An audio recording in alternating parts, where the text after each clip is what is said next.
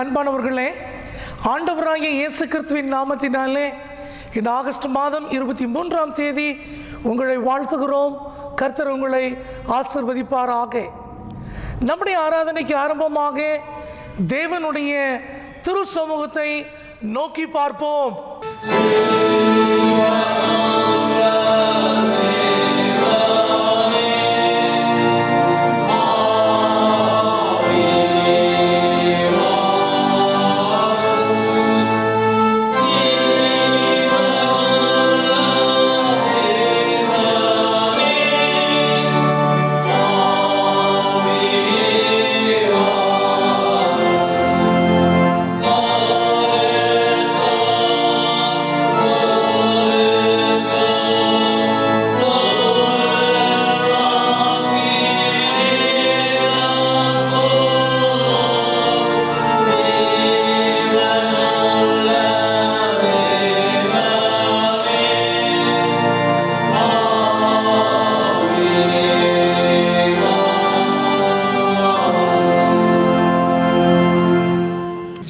செய்வோம்.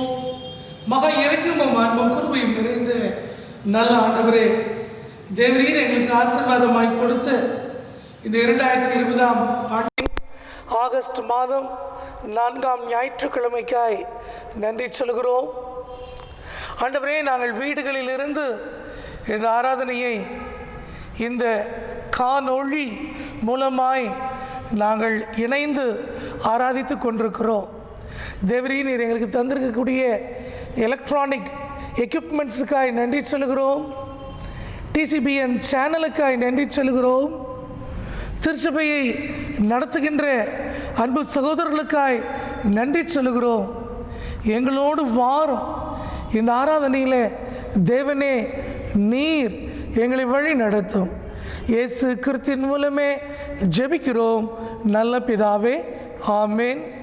நம்முடைய ஆராதனைக்கு ஆரம்பமாக ஆண்டவரை துதிக்கும் முகமாக நாம் அனைவரும் எழுந்திருந்து பாமாலையிலே 191வது பாடல், சாந்த இயேசு சுவாமி வந்தின் நேரமும் எங்கள் நெஞ்சை உந்தன் ஈவால் நிரப்பும். பாமாலை 191 பாடுவோம்.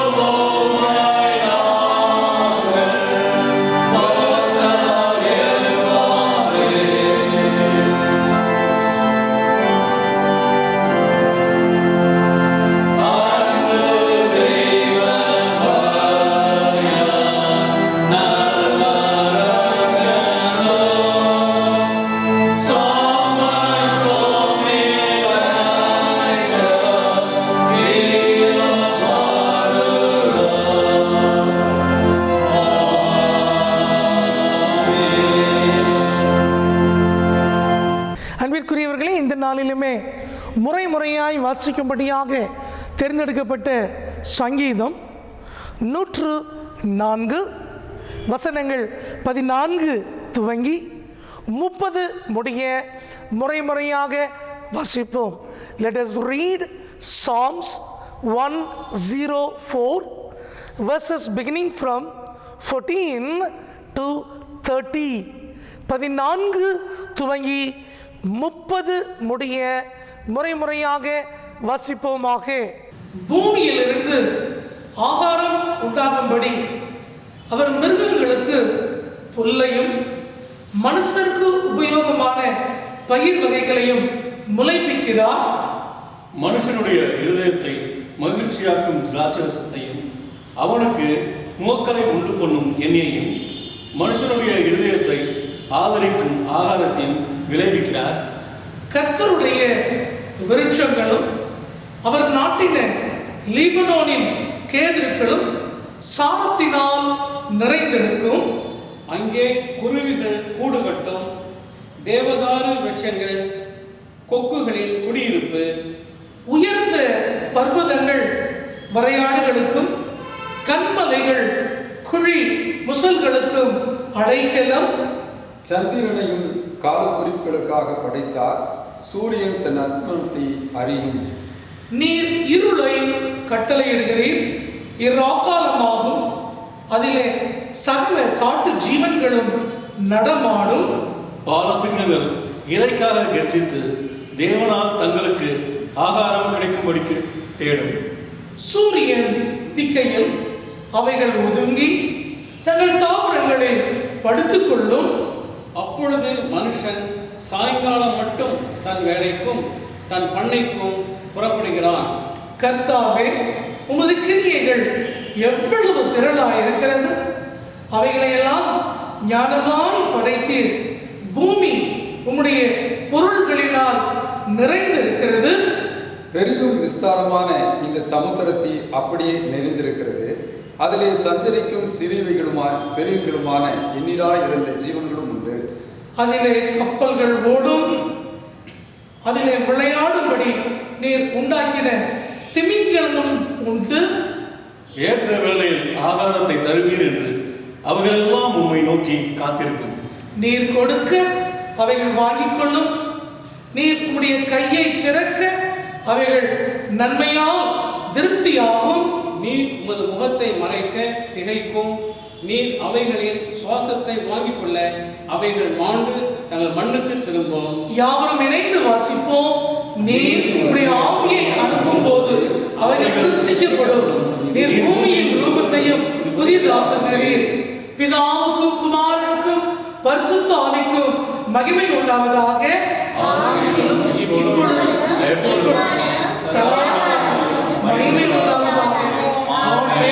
அன்பிற்குரியவர்களே, இந்த நாளுக்குரிய வேத பாடங்களை வாசிக்க கேட்போம். முதலாம் வேத பாடமான நிரூப பாடத்தை வாசிக்க கேட்போமாக. இன்றைக்காக வாசிக்க வேண்டிய முதலாம் வேண்ட பாடம் அப்போஸ்தலனாகிய பவுல் கொரிந்தியருக்கு எழுதின முதலாம் நிருபம் 1 கொரிந்தியர் 10ஆம் அதிகாரம் வசனங்கள் 15 முதல் 18 வரை. உங்களை புத்திமான்கள் என்று எண்ணி பேசுகிறேன். நான் சொல்லுகிறதை நீங்களே நிதானித்து பாருங்கள். நாம் ஆசீர்வதிக்கிற ஆசீர்வாதத்தின் பாத்திரம் கிறிஸ்துவனுடைய இரத்தத்தின் ஐக்கியமாக இருக்கிறதல்லவா? நாம் பிற்கிற அப்பம் கிறிஸ்துவனுடைய சரீரத்தின் ஐக்கியமாக இருக்கிறதல்லவா? அந்த ஒரே அப்பத்தில் நாம் எல்லாரும் பங்கு பெறுகிறபடியால் அநேகரான நாம் ஒரே அப்பமும் ஒரே சரீரமாய் இருக்கிறோம். மாம்சத்தின்படியான இஸ்ரவேலரை பாருங்கள். பலிகளை புசிக்கிறவர்கள் பலிபீடத்தோடு ஐக்கியமாய் இருக்கிறார்கள் அல்லவா? வாசிக்க வேண்டிய முதலாம் வேத பாடம் வாசித்தாயிற்று. தேவனே உமக்கே மகிமை உண்டாவதாக.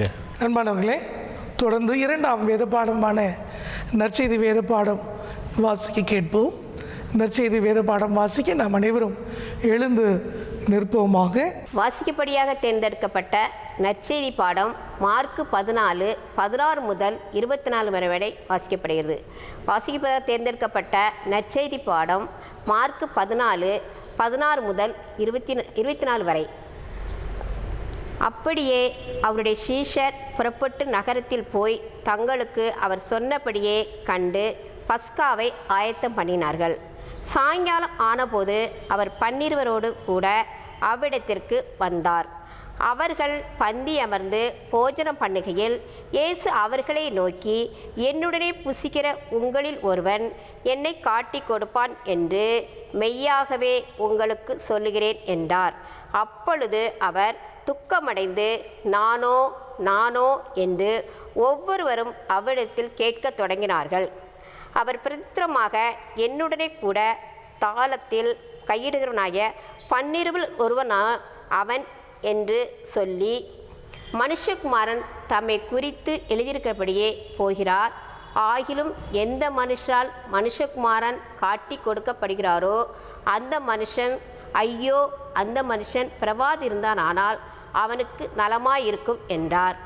அவர்கள் போஜனம் பண்ணுகையில் இயேசு அப்பத்தை எடுத்து ஆசீர்வதித்து அதை பிட்டு அவர்களுக்கு கொடுத்து, நீங்கள் வாங்கி புசியுங்கள், இது என்னுடைய சரீரமாய் இருக்கிறது என்றார். பின்பு பாத்திரத்தை எடுத்து சோஸ்திரம் பண்ணி அதை அவர்களுக்கு கொடுத்தார். அவர்கள் எல்லோரும் அதிலே பானம் பண்ணினார்கள். அப்பொழுது அவர் அவர்களை நோக்கி, இது அநேகருக்காக சிந்தப்படுகிற இது உடன்படிக்கைக்குரிய என்னுடைய இரத்தமாக இருக்கிறது. வாசிக்க வேண்டிய பாடம் 2ஆம் பாடம் வாசிக்க முடிந்து கர்த்தருக்கே ஸ்தோத்திரம். அன்பானவர்களே, வசனங்களை வாசிக்க கேட்டிருக்கிற நாம் நம்முடைய விசுவாசத்தை உறுதி செய்து கொள்வோமாக. அப்போஸ்தலர்களின் விசுவாச பற்றுறுதியின் மூலமாக நம்முடைய விசுவாசத்தை உறுதி செய்து கொள்வோம். பக்கம் 15, அப்போஸ்தலர்களின் விசுவாச பிரமாணம். வானத்தையும் பூமியை படைத்த சர்வ வல்லமையுள்ள பிதாவாகிய தேவனை விசுவாசிக்கிறேன். அவருடைய ஒரே குமாரனாகிய நாதர் இயேசு கிறிஸ்துவை விசுவாசிக்கிறேன்.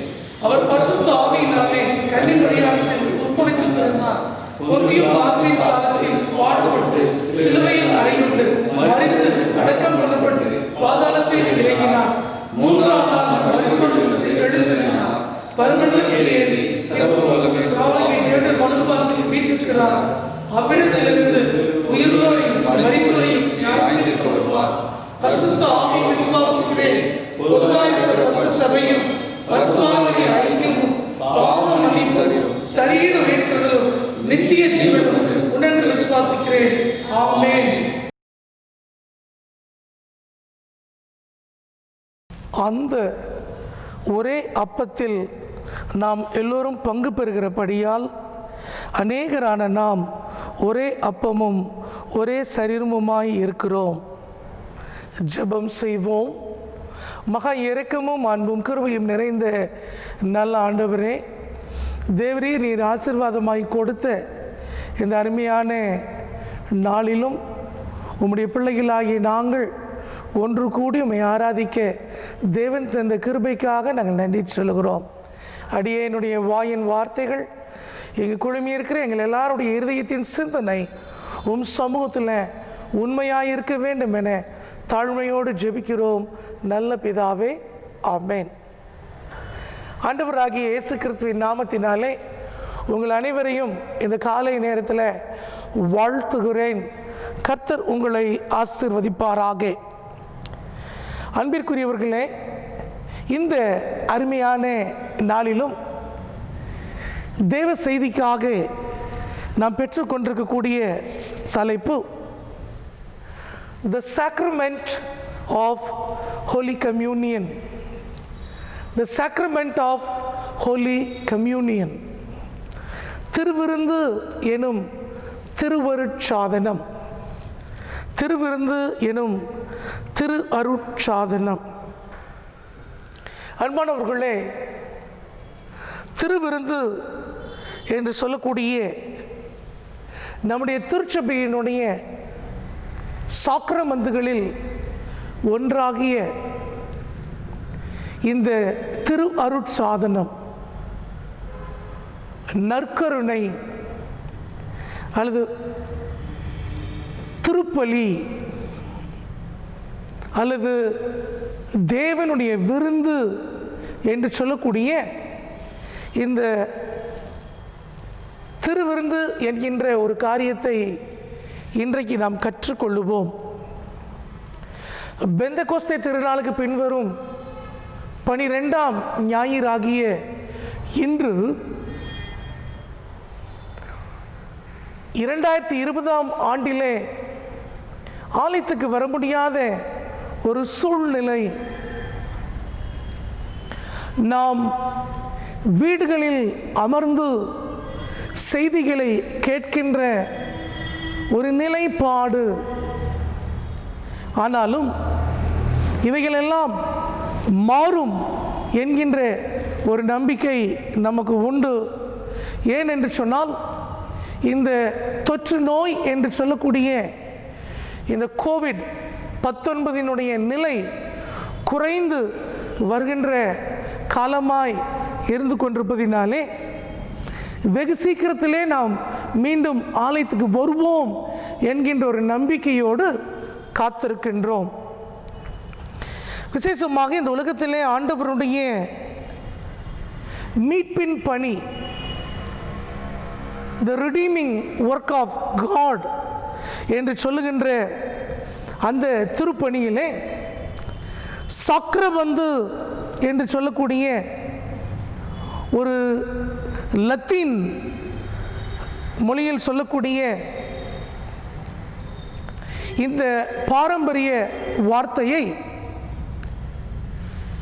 சக்ரமெண்டம் என்கின்ற அந்த பதத்தில் நாம் புரிந்து கொள்ள வேண்டும் என்று சொன்னால், இது இந்த உலகத்திலே ஒரு மிக முக்கியமான ஒரு நிகழ்வு, a solemn oath என்று சொல்லுகிறார்கள். ஒரு சிறந்த ஒரு உறுதிப்பாடு, சக்ரமந்து பிரெஞ்சு மொழியிலே solemn oath of sacramenta என்று சொல்லுகிறார்கள். இதை நாம் புரிந்து கொள்ள வேண்டும் என்று சொன்னால், இஸ்ரவேல் மக்கள் அன்றைக்கு எகிப்து தேசத்தில் வாழ்ந்த பொழுது ஒரு அடிமைத்தன வீட்டிலிருந்து விடுதலை பெற்று அவர்கள் வரும் பொழுது ஒரு பஸ்கா திருநாளை அவர்கள் கொண்டாடினார்கள். அந்த பஸ்கா திருநாளை இந்த இஸ்ரவேல் மக்கள் தங்கள் வாழ்க்கை முழுவதும் கொண்டாடுகின்ற சூழ்நிலையிலே, ஏன் இன்றும் இஸ்ராயல் நாட்டிலே இந்த பஸ்கா விருந்தை கொண்டாடி கொண்டிருக்கிற இந்த காலகட்டங்களிலே, இந்த பஸ்கா விருந்து, இந்த பஸ்கா பண்டிகை, அதை மையப்படுத்தி அதனுடைய பாரம்பரியத்தை மாற்றுவதற்காக அல்ல, அதனுடைய அர்த்தத்தை முழுமையாக தன்னுடைய மீட்பின் பணியோடு இணைத்து இயேசு கிறிஸ்து நமக்காக ஆசரித்ததுதான் பரிசுத்த நற்கருணை என்கின்ற அந்த ராபோஜனம் என்று சொல்லுகின்ற ஒரு நிகழ்வு ஆகும். பாருங்கள், நாம் யாத்திராகமம் 12ஆம் அதிகாரத்திலே முதல் 14 வசனங்களை நாம் வாசிக்கும் பொழுது, இது இந்த இஸ்ரவேல் மக்கள் எகிப்து தேசத்தின் அடிமைத்தனத்திலிருந்து விடுதலை பெற்று வரக்கூடிய அந்த இரவு நேரத்திலே ஒரு ஆட்டுக்குட்டியை அடித்து அதனுடைய இரத்தத்தை தங்கள் வீட்டின் நிலைக்கால்களில் பூசி அவர்கள் அந்த பஸ்கா விருந்தை, தங்களுடைய இந்த மீட்பு, ஒரு விடுதலையை நினைவு கூறுவதற்காக ஒரு உணவு சமைத்து அவர்கள் கடந்து வருகின்ற ஒரு இரவு நேரமாய் காணப்பட்டிருக்கிறது என பார்க்கிறோம். ஆட்டுக்குட்டியின் இரத்தம் எந்த வீட்டிலெல்லாம் பூசப்பட்டிருந்ததோ அந்த வீட்டிலே அன்றைக்கு எந்த விதமான துன்பம் நேரிடாதபடிக்கு அன்றைக்கு சங்கார தூதன் அப்படிப்பட்ட வீடுகளை கடந்து சென்று அந்த ஆட்டுக்குட்டியின் இரத்தம் எந்த வீட்டில் பூசப்படாமல் இருக்கிறதோ அந்த வீடுகளில் தலைச்சன் பிள்ளையினுடைய சாவு உண்டானது, எகிப்தியரின் வீடுகளிலே துன்பம் உண்டானது என்று பார்க்கின்றோம். இதை இஸ்ரவேல் மக்கள் அந்த எகிப்து தேசத்திலிருந்து கடந்து வந்து தங்களுக்கென்று கொடுக்கப்பட்ட ஒரு தேசத்திலே குடியிருக்கும் பொழுது ஆண்டவர் அவர்களுக்கு ஒரு கட்டளையாய் கொடுக்கிறார். நீ உன் எகிப்தின் அடிமைத்தனத்தை நினைவு கூறும் வண்ணமாக, நீ அங்கிருந்து கடந்து வந்த அந்த விடுதலையை நீ புரிந்து கொள்ளும் வண்ணமாக ஒவ்வொரு ஆண்டும் அந்த நாளை நீ நினைவு கூர்ந்து நீ ஒரு பஸ்கா ஆட்டுக்குட்டியை நீ அடித்து நீ ஆண்டவருக்கு நன்றி செலுத்தி நீ பண்டிகையை ஆசரிப்பாயாக என்று இந்த இஸ்ரவேல் மக்களுக்கு ஒரு கட்டளை கொடுக்கப்பட்டது. பஸ்கா பண்டிகை ஒரு மறு வாழ்வை நினைவு கூறுகின்ற பண்டிகை. A life regain, a life regain, மறு வாழ்வு பெற்றுக்கொண்டதை நினைவு கூறுதல். Remembering a life regain என்று சொல்லலாம். இந்த இஸ்ரவேல் மக்கள் அங்கிருந்த எகிப்தியரிடத்தில் பொன்னையும் பொருட்களையும் துணிமணிகளையும் எல்லாவற்றையும் அவர்கள் வாங்கி வந்தாலும் ஆண்டவராகிய தேவன் இவர்களுடைய இந்த விடுதலை பயணத்திலே இந்த பொன் வெள்ளி பொருள் உணவு உடைகள் இவைகள் எல்லாவற்றுக்கு மேலே சர்வ வல்லமையுள்ள கடவுள் இவர் நம்மை காப்பாற்றுவார் என அவர்கள் உணர்வதற்கு செங்கடல் அனுபவம் அவர்களுக்கு ஒரு மிகச்சிறந்த ஒரு உதாரணமாய் இருந்தது. எகிப்தின் அடிமைத்தனம், செங்கடல் இரண்டாக பிளந்த நிகழ்வு, இவைகளுக்கு பெரிய பாலைவனத்தில் அவர்கள் கடந்து வந்த 40 ஆண்டு பயணம், தங்களுக்கு என்று ஒரு சுய தேசம், இவைகளுக்குள்ளே இந்த மக்கள் வந்து சேர்ந்து இந்த பண்டிகையை ஆசரிக்கும் பொழுது அவர்கள் மகிழ்ந்தார்கள். அவர்கள் தேவனுடைய அற்புதத்தை உணர்ந்தார்கள். உண்மையாலுமே தங்களுடைய பிதாக்கள் இந்த புதிய தேசத்திற்குள்ளே வர இயலாமல் போனாலும் அவர்களுடைய சந்ததி பிள்ளைகளாகிய இந்த குடும்பத்தின் மக்கள் அந்த இஸ்ரேல் நாட்டுக்குள்ளே வந்தார்கள் என அவர்கள் மகிழ்ந்து கொண்டாடினது இந்த பஸ்கா பண்டிகை என்பது ஆகும். அன்பார்களே, இந்த பஸ்கா பண்டிகையை இந்த இஸ்ரவேல் மக்கள் வருடம் தோறும் கொண்டாடி கொண்டிருந்தார்கள். இயேசு கிறிஸ்துவின் காலத்திலும் இந்த பஸ்கா பண்டிகை கொண்டாடப்பட்டது. இயேசு கிறிஸ்துவின் காலத்தில் இந்த பஸ்கா பண்டிகை கொண்டாடும் பொழுது இயேசு கிறிஸ்து கூட தன்னுடைய வாழ்க்கையில் இந்த பஸ்கா பண்டிகை கொண்டாடுவதற்காக இந்த புளிப்பில்லாத அப்பம் சாப்பிடுகிற பண்டிகை என்று வேதம் சொல்லுகிறது. மார்க்கு 14ஆம் அதிகாரத்திலே நாம் இவண்டமாய் வாசிக்கின்றோம். 1வது வசனம், 2 நாளைக்கு பின்பு புளிப்பில்லாத அப்பம் சாப்பிடுகிற பஸ்கா பண்டிகை வந்தது.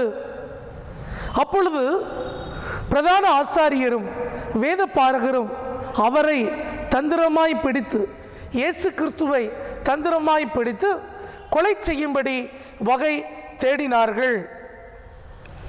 இயேசு கிறிஸ்து பஸ்கா பண்டிகைக்கு வருவார் என சொல்லி அவருடைய ஊழியத்தை, அவருடைய மீட்பின் திட்டத்தை, அவருடைய அருள் உரைகளை புரிந்து கொள்ள முடியாத அன்றைக்கு வாழ்ந்த தலைவர்கள் இயேசு கிறிஸ்துவை கொலை செய்ய வகை தேடினார்கள் என்று பார்க்கிறோம்.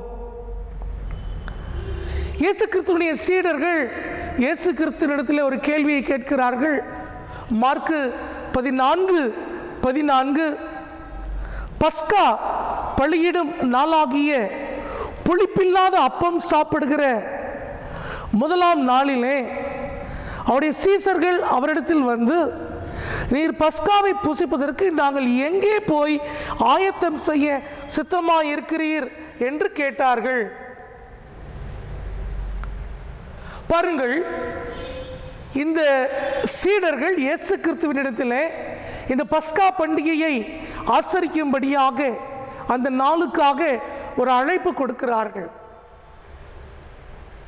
இஸ்ரேல் மக்கள் பஸ்கா பண்டிகை அவர்களுக்கு ஒரு மறு வாழ்வு கிடைத்தது என்கின்ற ஒரு நிலையை உணர்ந்தவர்களாக பண்டிகை கொண்டாடி கொண்டிருந்தார்கள்.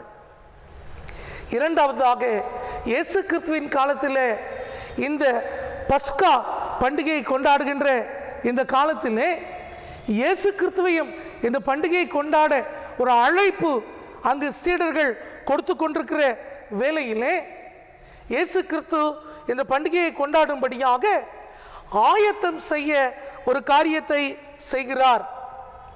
நமக்கு இது நன்றாக தெரியும்.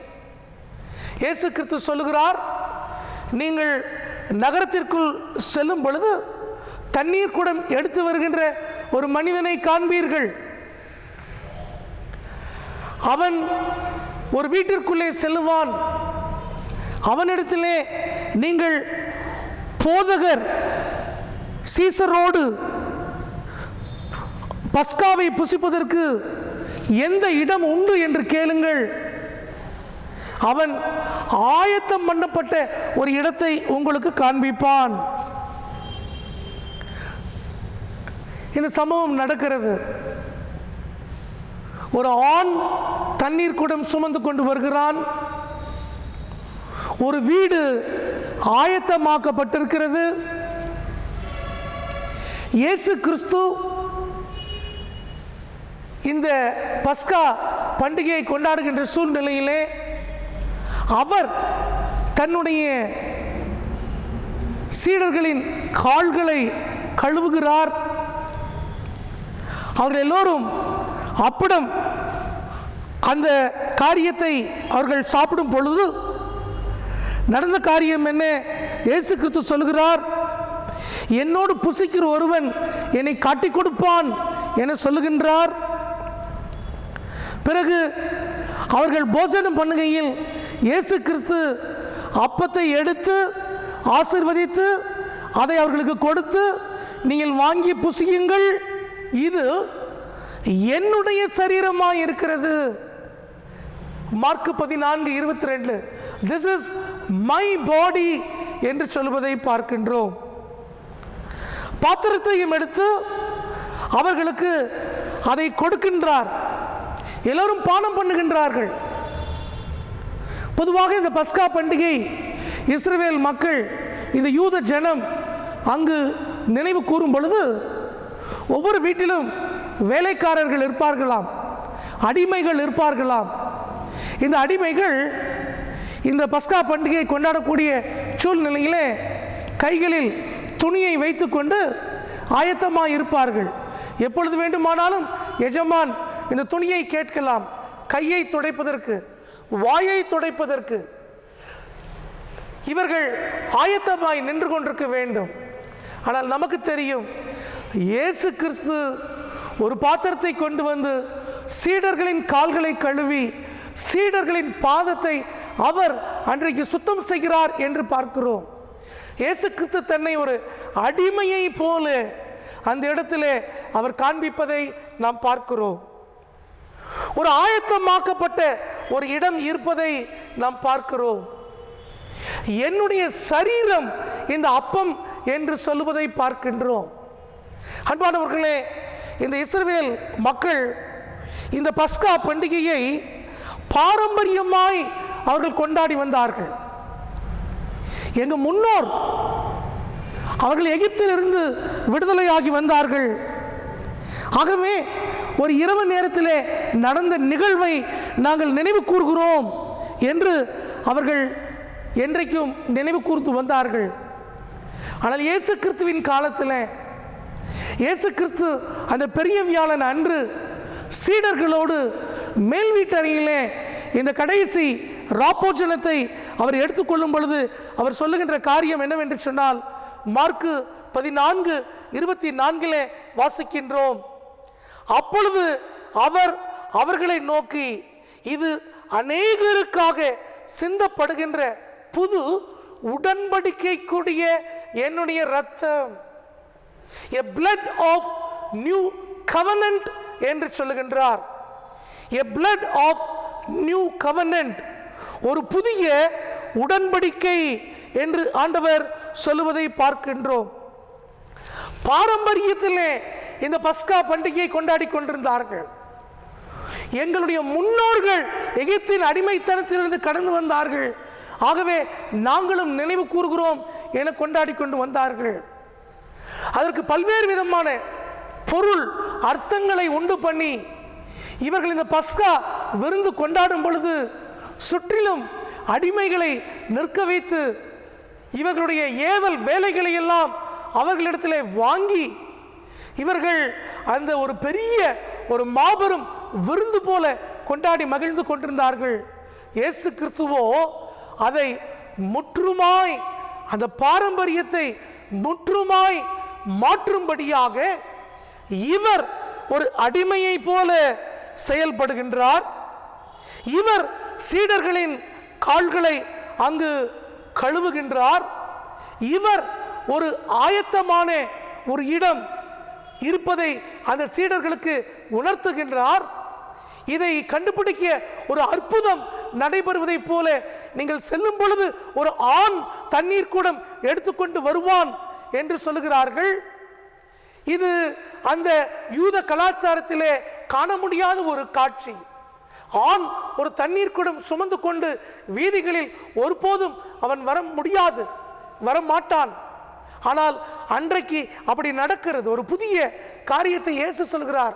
ஒரு ஆண் தண்ணீர் குடம் சுமந்து கொண்டு வருவான். அவனிடத்திலே கேளுங்கள், போதகர் இந்த விருந்தை அவர் எடுத்துக்கொள்ள வேண்டும், அவன் ஒரு வீட்டை ஆயத்தமாக்கி இருப்பதை காண்பீர்கள். அது மாத்திரமல்ல, அந்த வீட்டுக்கு செல்லும் பொழுது ஆண்டவர் அங்கு சொல்லுகின்றார், இதிலே பங்கு கொள்கிற ஒருவன் என்னை காட்டி கொடுப்பான் என அவர் அறிந்திருக்கிறார். அறிந்த பிறகும் அவர் அங்கு ஒரு அடிமையை போல தன்னுடைய ஆடையை அவர் கட்டிக்கொண்டு சீடர்களின் கால்களை கழுவி அவர்களிடத்திலே அந்த ராப்போஜனம் எடுத்துக்கொள்ளும் பொழுது அவர் சொல்லுகிறார், என் சரீரம், மை பாடி, புது உடன்படிக்கைக்குரிய என்னுடைய இரத்தம், a new covenant of my blood என்று சொல்லுகின்றார். ஒரு புது உடன்படிக்கை. உடன்படிக்கை என்றால் எபிரேய பதத்திலே பெரித் என்று சொல்லுவார்கள். பெரித் என்று சொல்லும் பொழுது ஒரு இரண்டு விதமான மக்கள் தங்களுக்குள்ளே சமரசம் செய்யும் பொழுது, ஒரு போர் நிகழ்ந்து சமரசம் செய்யும் பொழுது, அல்லது ஒரு கடன் பெற்று அந்த கடனை திருப்பி கொடுத்து சமரசம் செய்யும் பொழுது, அல்லது ஒரு பத்திரம் எழுதி ஒரு காரியத்தை உறுதி செய்து கொள்ளும் பொழுது ஒரு உடன்படிக்கையை செய்வார்களாம். என்ன உடன்படிக்கை? ஒரு மிருகத்தை பலியிட்டு, ஒரு ஆட்டுக்குட்டியை பலியிட்டு அந்த இரத்தத்தை தரையில் ஊற்றி இருவரும் அந்த இரத்தத்தை கடந்து வந்து ஒருவருக்கொருவர் அவர்கள் உடன்படிக்கை செய்து கொள்வார்களாம். இனி நம்முடைய இந்த புதிய காரியத்திலே கடன் கொடுத்தாகிவிட்டது, இந்த நிலம் மீட்டுக் கொள்ளப்பட்டது, இனி நம் இரு நாடுகளுக்கும் போர் மூளாது என சொல்லி ஒரு உறுதி, ஒரு உடன்படிக்கை, ஒரு இறுதி நிலை செய்து கொள்வார்களாம். அதைத்தான் கட்டா பெரித் என்று எபிரேய பதத்திலே சொல்லுவார்கள். இயேசு கிறிஸ்து சொல்கிறார், புது உடன்படிக்கைக்குரிய என்னுடைய இரத்தமாய் இருக்கிறது. இயேசு கிறிஸ்து சீடர்களிடத்திலே அன்றைக்கு அந்த பஸ்கா பண்டிகையை இவர்கள் பாரம்பரியமாய் கொண்டாடி வருகிறார்கள் என்கின்ற சூழ்நிலையிலே அதற்கு ஒரு புதிய அடையாளத்தை கொடுக்கின்றார். இயேசு கிறிஸ்து அன்றைக்கு நடைமுறைப்படுத்தின அந்த மேல் வீட்டு அறையின் ராப்போஜனம் என்பது ஒரு புதிய அடையாளமாய் மாறுகின்றது. என்ன அடையாளம்? என்னுடைய இரத்தம், என்னுடைய சரீரம் என ஆண்டவர் சொல்லுகின்றார். ஒரு ஆட்டுக்குட்டியின் இரத்தம் அல்ல, நீங்கள் அடிமைத்தனத்திலிருந்து திரும்பி வந்தீர்கள் என்று அல்ல, இனி ஒரு புது வாழ்க்கையில உங்களோடு வாழுகின்ற தேவகுமாரன் ஆகிய நான், உங்களோடு வாழுகின்ற கிறிஸ்துவாகிய நான், உங்களோடு உங்களை மீட்க வந்த மேசியாவாகிய நான் என்னுடைய இரத்தத்தையே என்னுடைய சரீரத்தையே உங்களுக்கு கொடுக்கிறேன் என்பதை புரிந்து கொள்ளுங்கள். A sign of a new life, a sign of new life, ஒரு புது வாழ்க்கையின் அடையாளம் இந்த பரிசுத்த திருவிருந்து. அன்பானவர்களே, கடைசியாய் நாம் இன்றைக்கு வாசிக்க கேட்ட வேத பகுதி 1 கொரிந்தியர் 10ஆம் அதிகாரத்திலே நாம் வாசிக்கின்றோம். அங்கு பவுலடிகளார் இந்த கொரிந்து திருச்சபை மக்களுக்கு அவர் எழுதும் பொழுது அவர் சொல்லுகின்ற காரியம் என்னவென்று சொன்னால், இந்த கொரிந்து திருச்சபையினுடைய மக்கள் அன்றைக்கு வாழ்ந்து கொண்டிருந்த தங்கள் பட்டணங்களிலே ஒரு மிகப்பெரிய பட்டணம் கொரிந்து. அங்கு பல விக்கிரக கோயில்கள் இருந்தது. பலவிதமான இந்த விக்கிரக கோயில்களிலே விக்கிரகங்களுக்கு படைக்கப்பட்ட அந்த உணவுகளை எல்லோரும் பெற்றுக்கொண்டு, இது கடவுளுடைய, இது விக்கிரகத்திலே, இது ஆலயத்திலே கொடுக்கப்பட்ட உணவு என பக்தியோடு அதை வாங்கி வாங்கி எல்லோரும் சாப்பிட்டார்கள். அப்படிப்பட்ட ஒரு பக்தி நிலையிலே இந்த கொரிந்து பட்டணத்தினுடைய திருச்சபை மக்களும் அன்றைக்கு திருச்சபையிலே இந்த திருவிருந்தை ஆசரித்து விடக்கூடாது என சொல்லி, இந்த திருவிருந்து இயேசு கிறிஸ்து கற்றுக் கொடுத்த அந்த காரியத்தை இவர்கள் உணர வேண்டும் என்று சொல்லி பவுலடிகளார் அவர்களுக்கு இந்த போதனையை அவர் கொடுக்கின்றார். எப்படிப்பட்ட போதனை என்று சொன்னால் பாருங்கள், 1 கொரிந்தியர் 10வது அதிகாரம் வசனம் 16, 17 நாம் வாசிக்கும் பொழுது, நாம் ஆசீர்வதிக்கிற ஆசீர்வாதத்தின் பாத்திரம் கிறிஸ்துவினுடைய இரத்தத்தின் ஐக்கியமாக இருக்கிறதல்லவா? நாம் பிற்கிற அப்பம் கிறிஸ்துவனுடைய சரீரத்தின் ஐக்கியமாக இருக்கிறதல்லவா? அந்த ஒரே அப்பத்தில் நாம் எல்லோரும் பங்கு பெறுகிறபடியினால் அநேகரான நாம் ஒரே அப்பமும் ஒரே சரீரமுமாய் இருக்கிறோம். மாம்சத்தின் படியான இஸ்ரவேலை பாருங்கள், பலிகளை புசிக்கிறவர்கள் பலிபீடத்தோடு ஐக்கியமாய் இருக்கிறார்கள் அல்லவா? அன்பானவர்களே, அந்த பலியை புசிக்கிறவர்கள் பலிபீடத்தோடு ஐக்கியமாய் இருக்கிறார்கள் அல்லவா? பாஸ்கா என்பது ஆட்டுக்குட்டியின் ரத்தம், அது பலியிடப்பட்டது.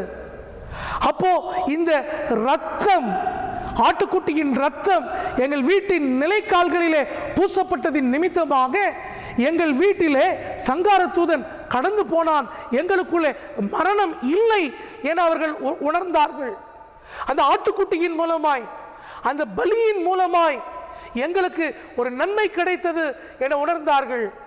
இயேசு கிறிஸ்து தன்னுடைய வாழ்க்கையில அவர் கற்றுக் கொடுக்கின்ற காரியம், என்னுடைய சரீரம், என்னுடைய இரத்தம், இதில் ஒரு புதிய உறுதிமொழியை நான் உங்களுக்கு செய்து கொள்கிறேன் என சொல்லுகின்றார். இதை பவுல் திருச்சபைக்கு எழுதும் பொழுது அந்த ஒரே பாத்திரம், இயேசு கிறிஸ்து என்கின்ற பாத்திரம், இயேசு கிறிஸ்து என்கின்ற அவருடைய அந்த சரீரம் இரத்தத்தினாலே இன்றைக்கு மீட்பை பெற்றுக்கொண்ட மக்களாகிய நீங்களும் நானும் அந்த பாத்திரத்தோடு இயேசு கிறிஸ்துவோடு ஐக்கியமாக இருப்பதை போல, அந்த பாத்திரத்திலே யாரெல்லாம் பானம் பண்ணுகிறார்களோ, அந்த அப்பத்தை யாரெல்லாம் எடுத்துக்கொள்கிறார்களோ அவர்கள் எல்லோரும் ஒரு சரீரமாக இருக்க வேண்டும். They all should be one body என்று சொல்வதை பார்க்கிறோம். அன்பானவர்களே, அந்த one body, ஒரு சரீரம் என்பதுதான் திருச்சபை. இந்த திருவிருந்து என்பது நம்மை நாமே ஒற்றுமை ஆக்குகின்ற ஒரு அடையாளம், a sign which makes a unity in the church, a sign which makes unity in the church. அந்த ஒரே அப்பத்தில் நீங்களும் நானும் பங்கு பெறுகிறபடியினால் நாம் ஒரே சரீரமாய் இருக்கிறோம். அன்பான தேவஜனமே, இந்த 21ஆம் நூற்றாண்டிலே திருவிருந்து எடுத்து வாழுகின்ற பிள்ளைகளாகிய நீங்களும் நானும் மாதத்திற்கு ஒரு முறை அல்லது 2 முறை அல்லது 3 முறை திருவிருந்து எடுக்கிறோமே. இயேசு கிறிஸ்து கற்றுக் கொடுத்த ஒரு புதிய உடன்படிக்கை, பவுலடிகளார் கற்றுக் கொடுக்கின்ற ஒரு புதிய காரியம் என்னவென்று சொன்னால், இது ஒற்றுமையை வலியுறுத்துகின்ற ஒரு புது அடையாளம், a sign which makes us union. திருச்சபையை ஒற்றுமைப்படுத்துகின்ற அடையாளம் திருவிருந்து, a sign which makes a unity in the church. இது நம்முடைய வாழ்க்கையிலே உங்களையும் என்னையும் புது உடன்படிக்கை என்கின்ற ஒரு புது வாழ்க்கையை கற்றுக் கொடுக்கின்ற a new life we receive through the blood of Christ, a redeeming life, ஒரு மீட்கப்பட்ட வாழ்வு. கிறிஸ்துவினுடைய மரண உயிர்த்தெழுதலிலே நீங்களும் நானும் ரட்சிப்பின் அனுபவம் பெற்றிருக்கிறோம். இஸ்ரவேல் மக்கள் இது மறுவாழ்வுக்கு தாங்கள் பெற்றுக்கொண்ட ஒரு பாஸ்கா என்று அவர்கள் உணர்ந்தார்கள். இந்த காலகட்டங்களிலே வாழக்கூடிய நீங்களும் நானும் இந்த திருவிருந்தை எப்படி ஆசரித்துக் கொண்டிருக்கிறோம்? அன்பானவர்களே, இந்த கேள்வி கேட்கும் பொழுது நீங்கள் யோசித்துக் கொண்டிருக்கிறீர்கள், ஐயா மார்ச் மாதம் 3வது வாரம் சர்ச்சில் கம்யூனியன் எடுத்தோம், ஏப்ரல், மே, ஜூன், ஜூலை, இது ஆகஸ்ட் 4வது வாரம் வந்து விட்டது, இதுவரைக்கும் திருவிருந்து எடுக்கவில்லை. பிரியமானவர்களே, திருவிருந்தினுடைய உண்மையான நிலையை நீங்கள் உணர்ந்திருக்கிறீர்களா? இந்த திருவிருந்து எடுக்க வேண்டும் என்று சொன்னால் இந்த திருவிருந்திலே மறுவாழ்வு பெற்றவர்கள் பங்கேற்க வேண்டும். இதற்கு ஒரு முறை இருக்கிறது. மறுவாழ்வு, a life which is regained. ஒருவேளை இந்த கோவிட் நிகழ்வுக்கு பிறகு ஒரு மறுவாழ்வு பெற்றவர்களாய் நீங்களும் நானும் ஆலயத்திற்குள்ளே கடந்து வருவதற்கு சாத்தியக்கூறுகள் உண்டு. ஒரு மறுவாழ்வு பெற்றவர்கள் திருவிருந்து பங்கெடுக்க வேண்டும். இரண்டாவதாக, பிரியமானவர்களே, இது புது வாழ்வு உள்ளவர்களுக்கு இந்த திருவிருந்து. எப்படிப்பட்ட புது வாழ்வு? எல்லாவற்றையும் மாற்றி காட்டின ஒரு ஆண்டவர். அவர் அடிமையை போல நின்று அன்றைக்கு இந்த சீடர்களுக்கு அவர் ஒரு அடிமையை போல அவர்களுடைய கால்களை பரிசுத்தமாக்கி அவர்களுக்கு ஒரு பரிசுத்த வாழ்வை கொடுப்பதற்காக, இது என்னுடைய புதிய உடன்படிக்கை, ஒரு ஆட்டுக்குட்டியின் இரத்தத்தை தரையில் தெளித்து அதில் உறுதி செய்து கொள்வது போல இயேசு கிறிஸ்து ஒரு உறுதி செய்து கொள்கிறார். என் இரத்தத்தினால் உண்டான ஒரு உடன்படிக்கை. இயேசு கிறிஸ்துவினுடைய பாடு, மரணம், உயிர்த்தெழுதல், அவர் இரத்தத்தினால் நீங்கள் மீட்கப்பட்டிருக்கிறீர்கள் என்கின்ற ஒரு உணர்வு உங்களுக்கு இருக்குமானால் நீங்கள் திருவிருந்திலே பங்கெடுக்க முடியும். மூன்றாவதாக, பிரியமானவர்களே, இந்த திருவிருந்து என்பது உங்களுக்கும் எனக்கும் கொடுக்கப்பட்டிருக்கக்கூடிய ஒரு புதிய வாழ்க்கையின் அடையாளம். ஒரு புதிய வாழ்க்கையின் அடையாளம் என்பது என்ன? அது ஒற்றுமை, a unity, a sign of unity.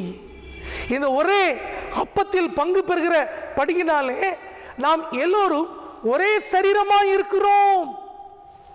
நீங்கள் அபாத்திரம் உள்ளவர்களாய் இந்த பாத்திரத்தில் பானம் பண்ண கூடாதே. 11ஆம் அதிகாரம் 1 கொரிந்தியர் 11ஆம் அதிகாரத்திலே பவுலடிகளார் சொல்லுகின்றார், இப்படி இருக்க எவன் அபாத்திரமாய் கர்த்தருடைய அப்பத்தை புசித்து அவருடைய பாத்திரத்தில் பானம் பண்ணுகிறானோ அவன் கர்த்தருடைய சரீரத்தையும் இரத்தத்தையும் குறித்து குற்றமுள்ளவனாய் இருப்பான். கர்த்தருடைய சரீரத்தையும் கர்த்தருடைய இரத்தத்தையும் குறித்து ஒரு குற்றவாளியாய் காணப்படுவான். யார்?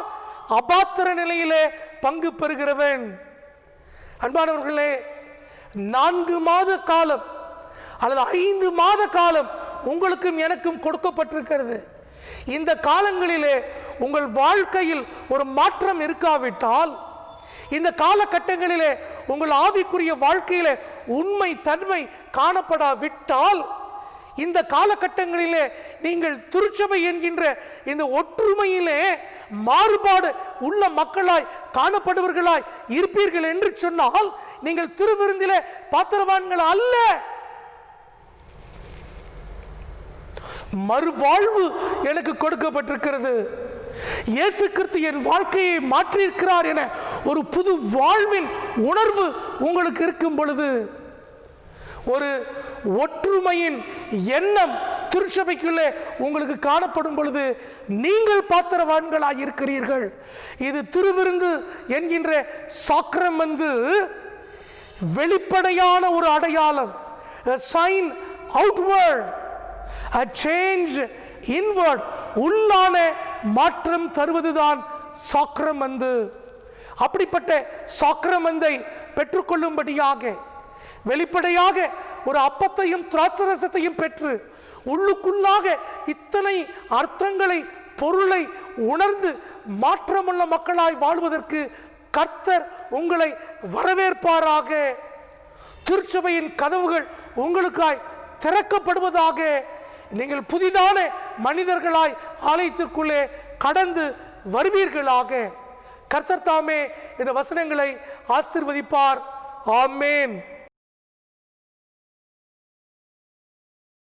அன்பான திருச்சபையினரே, ஆண்டவராகிய இயேசு கிறிஸ்துவின் நாமத்தினாலே இந்த ஆகஸ்ட் மாதம் 4வது வாரத்திலும் உங்களை வாழ்த்துகின்றோம். கர்த்தர் உங்களை ஆசீர்வதிப்பாராக. அன்பானவர்களே, நம்முடைய திருச்சபையிலே சந்தா அட்டைகள் உங்களுக்கு கொடுக்கப்பட்டிருக்கிறது. நீங்கள் அநேகர் வந்து அதை படைத்து கொண்டிருக்கிறீர்கள். இது ஆலயத்தில் முன்புறமாக இந்த சந்தா அட்டை பெட்டி போடுகின்ற இந்த பெட்டி வைக்கப்பட்டிருக்கிறது. அருகே ஒரு காணிக்கை பெட்டி வைக்கப்பட்டிருக்கிறது. நீங்கள் எப்பொழுது வேண்டுமானாலும் ஆலயத்தில் நீங்கள் வந்து இந்த சந்தா அட்டைகளை இங்கே நீங்கள் இந்த பெட்டியில் வைத்து செல்லலாம். காணிக்கையை இங்கே செலுத்தலாம். அதுபோல் உங்களுடைய சந்தா அட்டைகளும் உங்கள் கணக்கிலே எழுதி வைக்கப்பட்டு மீண்டும் கீழே அங்கே உங்களுடைய விலாசங்கள் போடப்பட்ட இந்த பெட்டியிலே உங்கள் சந்தா அட்டை பெட்டிகள் ஆயத்தமாய் வைக்கப்பட்டிருக்கும். அதை கூட நீங்கள் மீண்டும் உங்கள் வீடுகளுக்கு எடுத்து சென்று அடுத்த மாதமும் கொண்டு வந்து நீங்கள் படைக்க அன்புடன் திருச்சபை மக்களாகிய உங்கள் அனைவரையும் நான் அழைக்கிறேன். நீங்கள் அவர்ணமாய் செய்யும்படி உங்களை அன்போடு கேட்டுக்கொள்கின்றேன். இரண்டாவதாக, இந்த ஆராதனை முடிந்த பிறகு வழக்கம் போல கோவை திருமண்டலத்தின் சார்பாக யூடியூப் வாயிலாக ஓய்வு நாள் பாடசாலை நடைபெறுகிறது. பெற்றோர் பிள்ளைகளை ஊக்கப்படுத்துங்கள். நம்முடைய ஆலயத்திலே சனிக்கிழமை மாலை 4 மணிக்கு திடப்படுத்துதல் வகுப்புகள், கன்ஃபர்மேஷன் கிளாஸஸ் நடைபெற்று வருகிறது. 14 வயது பூர்த்தியான திருவிருந்து இன்னமும் எடுக்காத உங்களுடைய அன்பு பிள்ளைகளை அனுப்பி தரும்படி அன்போடு கேட்டுக்கொள்கின்றேன். இந்த வாரத்திலும் பிறந்த நாட்களையும் திருமண நாட்களையும் நினைவு கூறுகின்ற ஒவ்வொருவரையும் கர்த்தர் தாமே ஆசீர்வதிப்பாராக. திருமண அறிவிப்பு.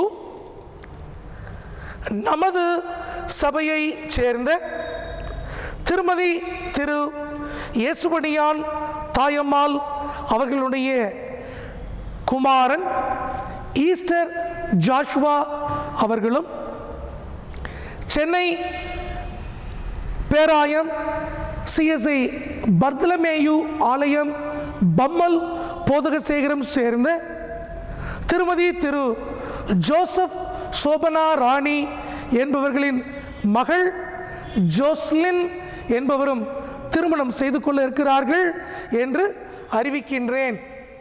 இவரும் திருமணத்தில் இணையக்கூடாதபடி நியாயமான தடை ஏதாவது இருக்கும் என்று சொன்னால் அதை சபையின் குருவானவருக்கு எழுத்து மூலம் தெரிவிக்க வேண்டும். இது இவர்களுக்கு 3ஆம் அறிக்கை. நமது சபையை சேர்ந்த திருமதி திரு தனராஜ் ஹெலன் கிரேசி என்பவருடைய குமாரன் டி டால்வின் ஃபெலிக்ஸ் என்பவரும், கிருஷ்ணகிரி மாவட்டம் எஃப்எம்பிபி சூலகிரி திருச்சபையை சார்ந்த ரெவரண்ட் ஜான் குப்புசாமி திருமதி விஜயா என்பவர்களின் குமாரத்தி செல்வி கே வினோதினி என்பவர்கள் திருமணம் செய்து கொள்ள இருக்கிறார்கள் என்று அறிவிக்கின்றேன். இவரும் திருமணம் செய்யக்கூடாதபடி நியாயமான தடை ஏதாவது இருக்கும் என்று சொன்னால் அதை சபையின் குருவானவருக்கு எழுத்து மூலம் தெரிவிக்க வேண்டும். இது இவர்களுக்கு இரண்டாம் அறிக்கை. நமது சபையை சேர்ந்த ரெவரண்ட் பால் அண்ணாசாமி, திருமதி வின்னி சாந்தகுமாரி என்பவர்களுடைய குமாரத்தி ஏ ஜெமீமா என்பவரும், சிஎஸ்ஐ கிறிஸ்துநாதர் ஆலயம் பாரூர் போதகசேகரம் சார்ந்த திருமதி திரு மாரியப்பன் முருகம்மாள் என்பவர்களுடைய மகன் தீமோத்தேயு என்கின்ற அரிசக்தி என்பவரும் திருமணம் செய்து கொள்ள இருக்கிறார்கள் என்று உங்களுக்கு அறிவிக்கின்றேன். இவ்விருவரும் திருமணத்தில் இணையக்கூடாதபடி நியாயமான தடை ஏதாவது இருக்கும் என்று சொன்னால் அதை சபையின் குருவானவருக்கு எழுத்து மூலம் தெரிவிக்க வேண்டும். இது இவர்களுக்கு இரண்டாம் அறிக்கை. ஜெபம் செய்வோம். மகா இரக்கமும் அன்பும் கிருபையும் நிறைந்த நல்ல ஆண்டவரே, இயேசுபடியான் அண்ணன் குடும்பத்திலே மகன் ஈஸ்டர் ஜாஷுவா, சென்னை பேராயம் ஜோசப் ஐயா குடும்பத்திலே மகள் ஜோஸ்லின் திருமணத்திற்காய் ஆயத்தமாகி தங்களை பரிசுத்த மெய் விவாகத்திற்கென்று ஆயத்தப்படுத்தி கொண்டிருக்கிற இந்த வேளையிலே பிள்ளைகளை ஆசிர்வதியும், திருமண காரியங்களை ஆசிர்வதியும், பயண காரியங்களை கர்த்தர் ஆசிர்வதியும். உம் நாமம் இந்த திருமண ஆராதனையிலே மகிமையாய் காணப்படுவதாக. அதுபோலவே திரு தன்ராஜ் ஐயா குடும்பத்தில் மகன் டால்வின் ஃபெலிக்ஸ், ஜான் குப்புசாமி ஐயா குடும்பத்திலே மகள் வினோதினி, இவர்கள் திருமண ஆராதனையின் ஆயத்தங்களை கர்த்தர் ஆசீர்வாதமாக்கும்.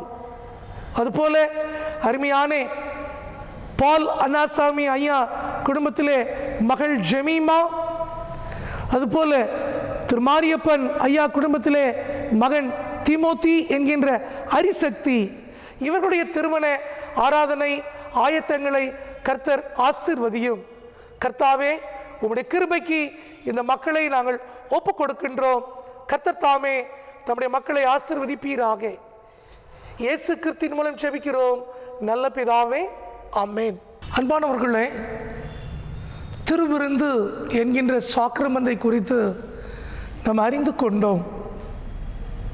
இந்த ஆண்டவருடைய திரு சமூகத்தை நாடி வர நீங்களும் நானும் ஆயத்தமாக வேண்டும். வசனம் சொல்லுகிறது, அறிவுக்கு எட்டாத ஆச்சரியமான தெய்வீக அன்பை நாம் நினைக்க வேண்டும். அருமை இரட்சகா, கூடி வந்தோம், உமது அன்பின் விருந்தை அருந்த வந்தோம் என்ற கீர்த்தனை பாடலை நம் அனைவரும் வீடுகளில் எழுந்து நின்று பாடுவோமாக. கீர்த்தனை 259, அருமை இரட்சகா கூடி வந்தோம்.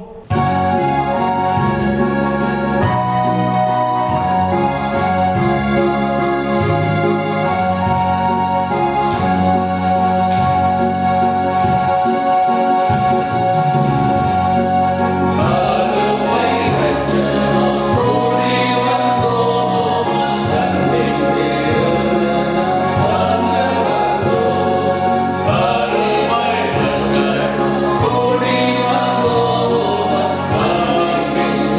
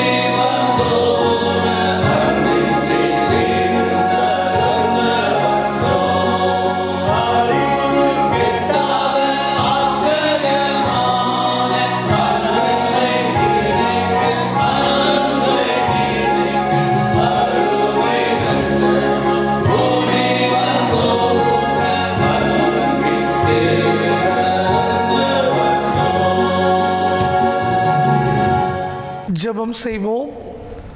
கிருபைகள் நிறைந்த நல்ல ஆண்டவரே, இதோ இந்த ஆகஸ்ட் மாதத்தில் இந்த 23ஆம் தேதி இன்றைக்கும் நாங்கள் எங்கள் வீடுகளில் உம்மை ஆராதிக்கும்படியாய் கூடி வந்த இந்த நல்ல தருணத்திற்காய் நன்றி சொல்கிறோம். திருவிருந்து மறுவாழ்வு கொடுக்கும். திருவிருந்து புது வாழ்வை கொடுக்கும். திருவிருந்து சபையை ஒற்றுமையாக்கும் என நாங்கள் இன்றைக்கு புரிந்து கொண்டோம் சுவாமி. ஆனால் திருவிருந்து நாங்கள் பெற்றுக்கொள்ள இதோ 4 மாதங்களுக்கு மேலாக காத்திருக்கிறோம். இந்த காத்திருக்கிற காலம் நீங்கி திருச்சபையின் கதவுகள் திறக்கப்படும் பொழுது, உமது திருவிருந்தை நாங்கள் ஆசரிக்கும் பொழுது மாற்றம் பெற்றவர்களாக, புது வாழ்வை உணர்ந்தவர்களாக, ஒரே அப்பத்தில் பங்கு பெறுகிறபடியினால் எல்லோரும் ஒரு சரீரம் என்கின்ற அந்த ஒருமைப்பாட்டிலே உறுதியாக இருக்கின்ற அருள், பலன், இரக்கம், எண்ணம், சிந்தனை, உறுதி தாரும். கர்த்தாவே கிருபை செய்யும். இதோ இந்த கொரோனா கோவிட்-19 என்கின்ற இந்த காலங்களிலே யாருக்கும் எந்த விதமான தொற்றும் ஏற்படாதபடி கர்த்தர் கிருபையாய் நீர் காத்து கொண்டு வருகிறீர். அதற்காய் நன்றி சொல்லுகிறோம். இந்த மழை காலங்களிலே இந்த மழை எங்களுக்கு ஒரு ஆசீர்வாதமாய் இருக்க விசேஷமாய் நாங்கள் மன்றாடுகின்றோம். ஆண்டவரே, எங்களை சுற்றிலும் பல்வேறு விதமான ஆபத்துகளை நாங்கள் கேள்விப்படுகின்றோம். நிலச்சரிவுகள், மழை, வெள்ளம், அடித்து செல்லப்படுகின்ற காட்சி, இன்னும் இயற்கையின் சீற்றம் என இவைகளுக்கு ஊடே பெரும் தொற்று என்கின்ற பேண்டமிக் சிச்சுவேஷனில் நாங்கள் வாழுகிறோம். ஆனாலும் எங்களுக்கு வாழ்வு கொடுக்கின்ற தெய்வம் நீர் ஒருவரே. இந்த உலகத்திலே எங்களுடைய வசதிகள் வாய்ப்புகளிலே நாங்கள் நிலை பெற்று எங்கள் மனதை வைத்து விடாதபடி, கர்த்தாவே, இதோ உம்முடைய திருப்பந்தியை பெற்றுக்கொள்ளுகின்ற, உம்முடைய சரீரம், உம்முடைய இரத்தத்தை பெற்று உம்முடைய பிள்ளைகளாய் உடன்படிக்கை செய்து கொள்ளுகின்ற ஆண்டவரே, பாவத்திலிருந்து விலகி பரிசுத்த ஜீவியம் வாழுகின்ற பிள்ளைகளாகிய எங்கள் மீது நீர் இரக்கமாய் இருக்கிறீர் என நன்றி சொல்லுகிறோம். மருத்துவ பணியாளர்களுக்காய் ஜெபிக்கிறோம். காவல்துறை பணியாளர்களுக்காய் ஜெபிக்கின்றோம். வாகனம் ஓட்டுகின்ற பணியாளர்களுக்காய் ஜெபிக்கின்றோம். கர்த்தர் இரக்கம் பாராட்டும். இதோ எங்கள் அன்பு பிள்ளைகள் இன்றைக்கு பள்ளிக்கூடம் செல்ல முடியாமல் வீடுகளிலே இந்த எலக்ட்ரானிக் கேட்ஜெட் மூலமாய் பாடம் படிக்கிற இந்த சூழ்நிலையில் கர்த்தர் எங்கள் அன்பு பிள்ளைகள் மீது இரக்கமாயிரும். கற்றுக்கொள்ள வேண்டிய காரியங்களை இந்த காலங்களிலே கற்றுக்கொள்ள கிருபை செய்யும். அரசு அதிகாரிகள், ஆட்சியாளர்கள், மந்திரி பிரதானிகளுக்கு தகுந்த ஞானம் நீர் தருவீராக. 74ஆம் சுதந்திர ஆண்டிலே நாங்கள் உண்மையாலுமே விடுதலை பெற்றவர்களாக, தவறான நடத்துதலுக்கு ஆட்படாதபடி தேவரீரினுடைய வல்லமையிலே நாங்கள் நடைபயில தேவன் இந்திய தேசத்தின் மீது, இந்த உலகத்தின் மீது, உங்களுடைய பிள்ளைகள் மீது இரக்கம் வைப்பீராக. கர்த்தாவே, இந்த நாளிலே இந்த ஆராதனையிலும் உலகம் எங்கும் இப்படிப்பட்ட எலக்ட்ரானிக் எக்யூப்மெண்ட் மூலமாய் நடைபெறுகின்ற ஆராதனையை, காணொலி காட்சியை பார்க்கின்ற அனைவரும் ஆசீர்வதிக்கப்படட்டும். டிசிபிஎன் சேனலுக்காய் நன்றி சொல்லுகிறோம். தேவரீர் எங்களுக்கு தந்த இந்த ஆராதனை நேரத்திற்காய் நன்றி சொல்லுகிறோம். நாங்கள் இன்றைக்கு கற்றுக்கொண்டதின்படி வாழ இரக்கமாயிரும். கர்த்தருடைய திரு சமூகத்தில் அனைவரையும் நாங்கள் ஒப்புக் கொடுக்கின்றோம். உம் நாமம் மாத்திரமே உயர்ந்திருப்பதாக இயேசு கிறிஸ்துவின் மூலம் ஜெபிக்கிறோம் நல்ல பிதாவே, ஆமேன். யாவரும் இணைந்து கர்த்தருடைய ஜெபத்தை ஏறெடுப்போமாக. பரமண்டலங்களில் இருக்கிற எங்கள் பிதாவே, உம்முடைய நாமம் பரிசுத்தப்படுவதாக, உம்முடைய ராஜ்யம் வருவதாக, உம் சித்தம் பரலோகத்தில் செய்யப்படுவது போல பூமியிலேயும் செய்யப்படுவதாக.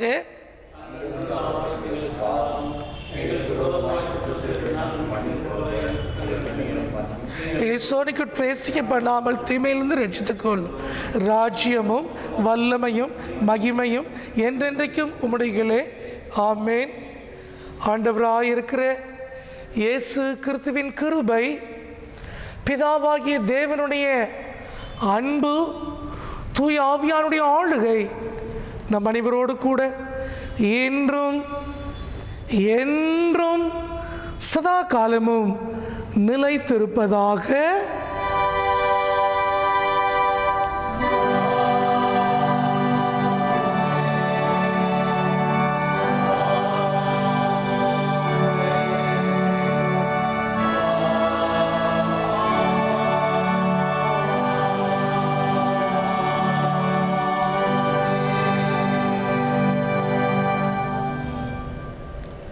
கர்த்தர் உங்களோடு இருப்பாராக.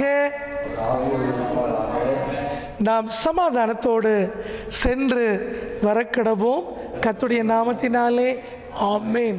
அன்பானவர்களே, இந்த நாளிலுமே நம்முடைய ஆராதனையினுடைய நிறைவு பாடலாக புத்தெழுச்சி பாடல் பகுதியிலே 352 பாடல், மனம் இசைந்து அனைவரும் உடன்பிறப்பாய் வாழ்வது சிறப்பானது, நன்மையானது, இன்பமானது, இந்த உலக வாழ்விலே அழகானது என்ற பாடலை பாடுவோம்.